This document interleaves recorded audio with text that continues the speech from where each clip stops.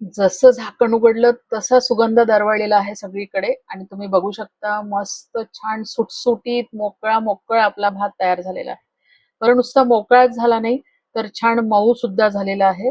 बघू शकता तुम्ही आणि दाना बघा डबल झाला, हाताने सहज तुटतो आणि एकदम सॉफ्ट असा हा भात तयार होतो. बरं हा तुम्ही तुमच्याकडे छोटी मोठी पार्टी असेल तेव्हा करू शकता, कोणी पाहुणे येणार असेल तर तेव्हा तयार करू शकता किंवा असं काही खास दिवस असतो आपल्याकडे तेव्हाही तुम्ही तयार करू शकता. बरं तयार केला तर थोडंसं त्याला कॉन्टिनेंटल लुक पण द्यायला काय जाते, कारण कॉन्टिनेंटल लुक दिला की थोडंसं फिलिंग येतं, आनंद होतो आणि तोच आनंद आपल्याला पाहिजे असतो. आणि तुम्ही हा वेगवेगळ्या प्रकारच्या भाज्यांसोबत खाऊ शकता, म्हणजे वेगवेगळ्या प्रकारच्या उसळी सोबत खाऊ शकता, दाल फ्राय सोबत खाऊ शकता, पनीर सोबत खाऊ शकता, म्हणजे कितीतरी गोष्टी सोबत त्याचं कॉम्बिनेशन अप्रतिम लागतं. मी पण आज याच्यासोबत छान अशी एक कॉन्टिनेंटल स्टाईलची उसळ तयार केली होती. सुपर झालं होतं हे सगळं. मेनू तसा एकदम सोपा आहे, पण नेहमीच उपयोगी येणारा आहे. नमस्कार, सुषमा जल्दी जल्दी रेसिपीज अँड सॅलड मध्ये सर्वांची खूप खूप स्वागत. आणि आज आपण नेहमीच्या उपयोगात येणारी एकदम सोपी रेसिपी पाहणार आहोत आणि ते म्हणजे जिरा भात.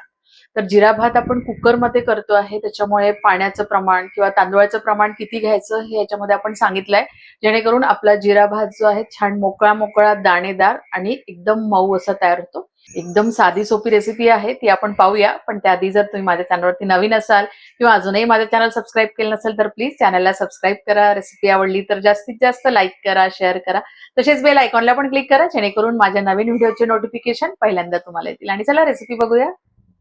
राईस किंवा जिरा भात बनवण्यासाठी मी बासमती तांदूळ घेतलेले आहे. तुम्ही रोजच्या वापराचे सुद्धा तांदूळ घेऊ शकता. रोजची जी रेग्युलर वाटी असते ना, तर त्या वाटीने 3 वाट्या घेऊन घेतल्या. आधी स्वच्छ साफ करून घेतली आहे. एकदा पाहूनच घ्यायचं करायच्या आधी. आणि वजनाने म्हणाल तर हे 400 ग्रॅम आहे. याला 3 पाण्याने आपण स्वच्छ धुवून घेऊ. सुरुवातीला चांगलं हातावरती घासून हे धुवून घ्यायचं, म्हणजे याच्यामधलं सगळं पांढरं पाणी किंवा खराब पाणी निघून जातं. तांदूळ अजिबात तुकडा होत नाही. सुरुवातीला आपण अशा पद्धतीने घासून तांदूळ धुवून घेतले तर. आता हे पाणी काढून घेऊ आणि परत 2 पाण्याने मग साधंच धुवून घ्यायचं, घासायची गरज नाही. बासमती तांदूळाचं मी ऑकेजनलीच करते, असं नेहमी मला करायचं असेल ना तर मी साधेच तांदूळ वापरते, किंवा खास काही दिवस आहे किंवा कोणी येणार असेल तरच मग बासमती तांदूळ वापरते, कारण खूप हेवी असतो हा तांदूळ, म्हणून सारखा सारखा खाणे पण चांगलं नाही. तर परत एका पाण्याने याला धुवून घे. 3 पाण्याने धुवून घेतल्यानंतर त्याच्या वरपर्यंत पाणी टाकून घ्यायचं आणि अर्ध्या तासासाठी आपण हे असेच या पाण्यामध्ये राहू देऊ, म्हणजे आपला भात जो आहे तो एकदम मोकळा आणि सॉफ्ट होतो. तांदूळाला पाण्यामध्ये ठेवून अर्धा तास झालेला आहे. चालेल, 5-10 मिनिट जास्त झाले तरी काही बिघडत नाही. आता हे तांदूळ आपण या चाळणीवरती काढून घेऊ.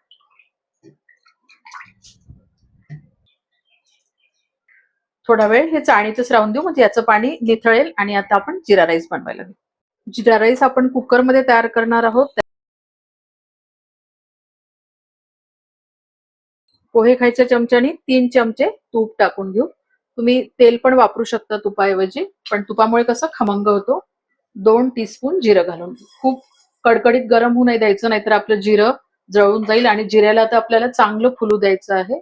फक्त जिरा राईस करताना ना जिऱ्याला चांगलं फुलू द्यायचं, म्हणजे जिरं जेवढं चांगलं फुलेल ना तेवढा खमंगपणा येतो त्या भातामध्ये. असं जिरं छान फुललं की त्यानंतर 2 तेजपत्त्याची पानं, हा एवढाच कलमीचा तुकडा आणि छोटी एक हिरवी मिरची. मी मध्ये त्याला एक कट मारून घेतला. तर तेजपत्ता, कलमीचा तुकडा आणि मिरची ऑप्शनल आहे, पण काय होतं हे सगळं तुम्ही याच्यामध्ये टाकून घेतलं ना तर याच्यासोबत खायला दुसरं काही नसेल ना, किंवा अगदी छोटी मुलं आहे नेमकी खायला शिकलेली 1 वर्षाची वगैरे, ते सुद्धा हे भात खाऊ शकतात. छान खमंगपणा येतो. किंवा आपणही असा नुसताही खाऊ शकतो काही नसेल तर याच्यासोबत. म्हणून तुम्हाला आवडत असेल तर टाकून घ्या.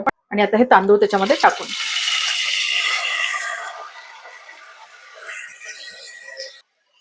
आता 1-10 मिनिट हलक्या हाताने सराट्याच्या साह्याने हे तांदूळ आपण या तुपामध्ये परतवून घेऊ, म्हणजे कसे ते खमंग होतात. गॅसची फ्लेम जी आहे ती मीडियम ठेवायची. आता आपण याच्यामध्ये पाणी घालून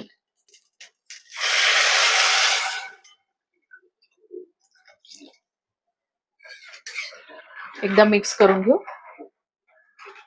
तर इथे आपले 3 वाट्या तांदूळ होते, तर 3 वाट्यासाठी मी 5.5 वाट्या पाणी घालून घेतलं, कारण एक तर आपण हा भात कुकरमध्ये करतोय, त्याच्यामुळे कुकरमध्ये पाणी कमी लागतं आणि बासमती तांदूळाला जे आहे ना, ते थोडंसं पाणी कमी लागतं. जो आपला नॉर्मल राईस आहे ना, त्याला थोडं पाणी जास्त लागतं. जर तुम्ही साध्या तांदूळाचा करत असेल ना, तर 3 वाट्या असेल तर 6 वाट्या किंवा 6.5 वाट्या तुम्ही पाणी त्याच्यामध्ये टाकू शकता. डिपेंड करतं तुमचा तांदूळ कसा आहे. आता मीठ घालून घेऊ. तर 1 चमचा आणि थोडंसं जास्त घालून घेते. म्हणजे नुसतंही तुम्ही हा भात खाऊ शकता असं मीठ घालून घेतलं की याच्यामध्ये. एकदा मिक्स करून घ्यायचं आणि आता कुकरचं झाकण लावून हाय फ्लेम वरती एक शिट्टी काढून घ्यायची आणि दुसरी शिट्टी व्हायला लागली की लगेच गॅस बंद करून द्यायचा. शिट्टी होऊ नाही द्यायची, म्हणजे तो छान असा मस्त मऊ असा शिजतो. कुकरला पूर्णपणे थंड होऊ द्यायचं आणि मगच कुकर उघडायचं. तर आपला कुकर इथे थंड झालेला आहे. आपण बघूया. आहाहा! मस्त सुगंध येतो आहे भातामधून. आणि बघा भात जो आहे असा दाना दाना एक वेगवेगळा झालाय भातामधला. मोकळा मोकळा भात झालाय. छान फडफडीत असा भात आपला हा तयार झालाय मोकळा, पण तेवढाच मऊ झालेला आहे. तुम्हाला दाखवते मी हा दाणा बघा एक कसा पटकन सहज हाताने तुटतो आणि आपला डबल झालेला आहे. तांदूळ होते त्यापेक्षा लांब लांब छान, तर दिसायला छान दिसतो हा. त्याच्यामधले तेजपत्त्याची पानं ना काढून टाकायची, नाहीतर फिरवायच्या वेळेस तो थोडासा त्रास होतो. आणि बघा खालपर्यंत भात आपला छान मोकळा झाला आहे. असा वरचाच झालाय असं नाही आहे. म्हणजे इथे आपलं पाण्याचं प्रमाण आणि शिजवण्याचं टायमिंग जे आहे ते एकदम परफेक्ट होतं. आता तुम्ही हा भात वेगवेगळ्या भाज्यांसोबत खाऊ शकता. म्हणजे तुम्ही असाही खाऊ शकता, दाल फ्राय सोबत छान लागतो. बऱ्याच भाज्यांसोबत हा जिरा राईस अप्रतिम लागतो. रेसिपी नक्की ट्राय करा. आवडली तर लाईक शेअर करायला विसरू नका. परत भेटूया अशाच एका छानशा रेसिपी सोबत. तोपर्यंत धन्यवाद.